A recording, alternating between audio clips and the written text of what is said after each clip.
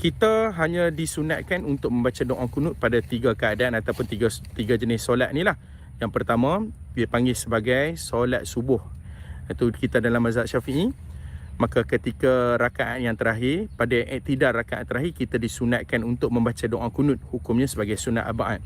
Itu yang pertama. Yang kedua, kita juga disunatkan untuk membaca doa kunut pada solat witir, iaitu pada malam terakhir ataupun separuh malam terakhir bulan Ramadan. Iaitu bermula pada malam ke-16, kita pergi solat tarawih di masjid ke, kita sembahyang tarawih di rumah ke, kemudian diakhiri dengan solat witir.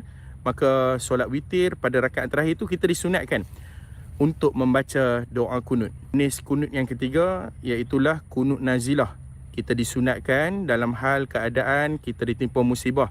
Sebagai contoh dalam isu Palestin, kita disunatkan membaca doa kunut nazilah.